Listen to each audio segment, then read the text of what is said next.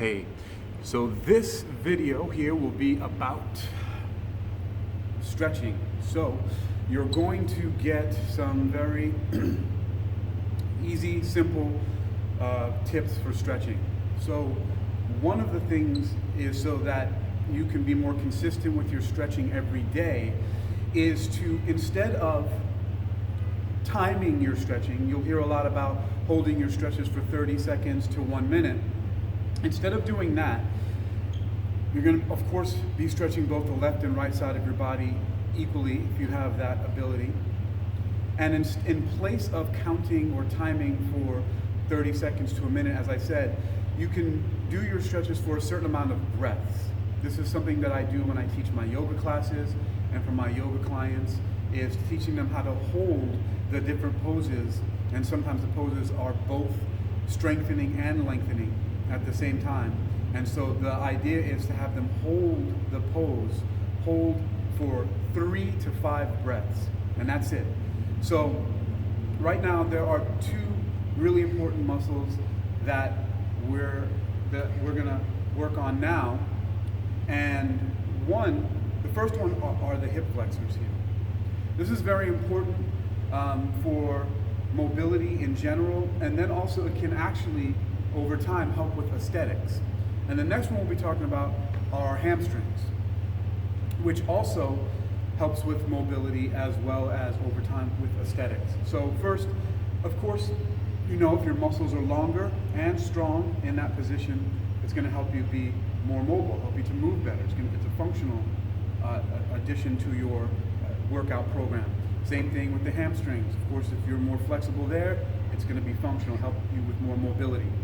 So how does this help with your aesthetics?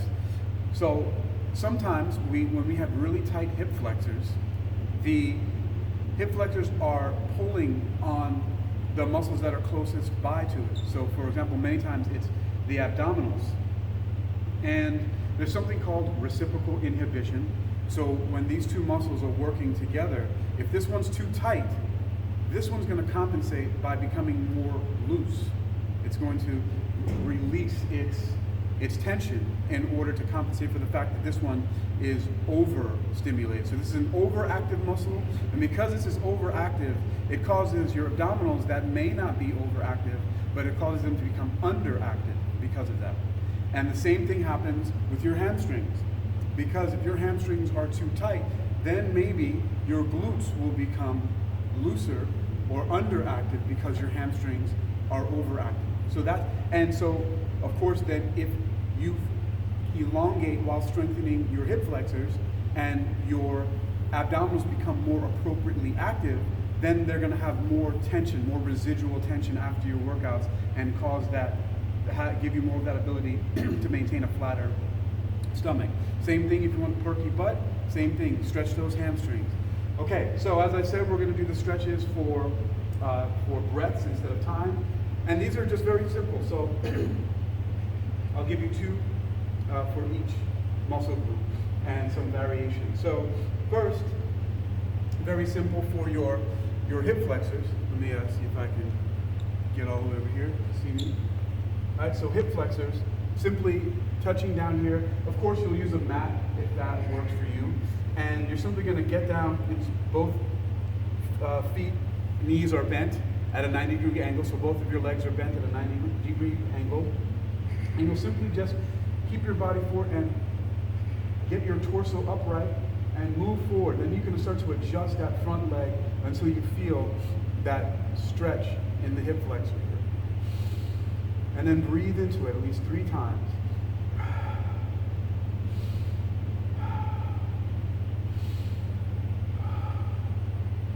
And then repeat, of course, for the other side, same thing.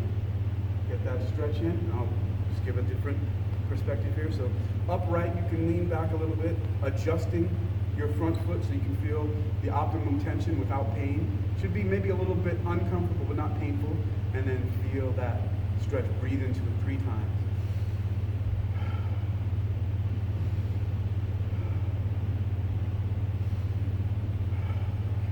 Then, of course, the other one you can do for this is using a lunge for that. So You can, or a high lunge. So that would be like a low lunge with your knees, so you can here, right? Lunge. This one you tend to feel a little bit more in that hip flexor. And you can play with this, you know. If you're far forward here, you're not going to feel it as much there in your hip flexors. If you lean far forward, you're not going to feel it. So you'll gently start to pull yourself back and up till you feel the point where it's good for you. Because everybody's going to be different. Not everybody's going to be able to be upright. Some people will go all the way back and do all kind of stuff. But you stop where it feels good for you and then get those 3 to 5 deep breaths.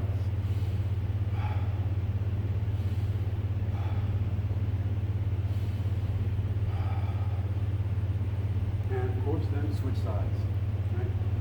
So again, let's go here.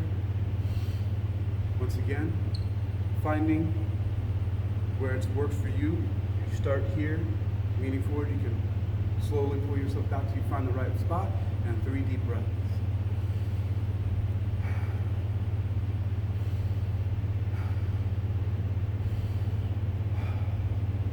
And that's it. So those are 2 for the hip flexors. Now, the breaths that I took were relatively fast. You can slow it down to give yourself some more time under that tension to help to start lengthening those muscles. You can take it much more slowly. And now, so the simplest ones, of course, for the hamstrings are simply a forward bend. So you find your feet at about hips width apart, right? Take your time, breathing in. And then exhale, go into it, right? Find where the tension is optimal for you. You don't want to force it, but you do want to keep your knees relatively straight. You can have a little micro bend in it, but you want it mostly straight because that's where you're going to get the most extensibility. And you may feel it all the way down through your calves and close to your ankles. And you can sometimes just hang out here and get rid of all the tension in your head, and then simply breathe into the stretch.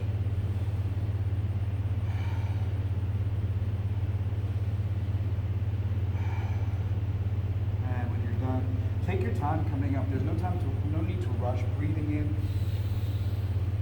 as you come up out of that. Okay, so that's one for the hamstrings. Again, I did stretch it out a little bit longer for the breaths. And then you can stagger your feet here, and you can do again with one leg, right, forward and leaning, keeping your upper body straight, moving into it, and breathe in again, relatively straight on that stretching leg, and breathe.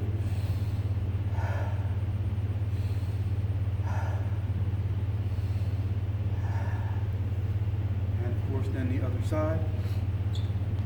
My toes are both pointing forward, keeping my front leg as straight as I possibly can, elongating and extending the upper part of my body, keeping my torso straight, finding myself into the stretch and breathing 3 to 5 deep breaths.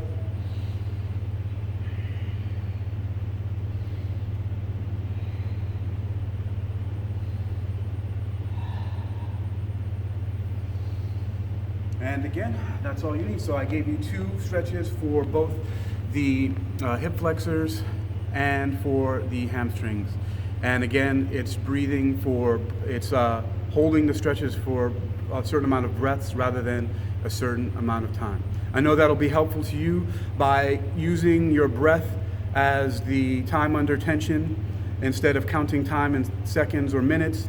You can be more consistent with your practice. It'll help you to do it more and more every day, and you'll start to see results more quickly because you'll be doing that every day. All right, got some more stuff coming for you soon. Until then, stay well.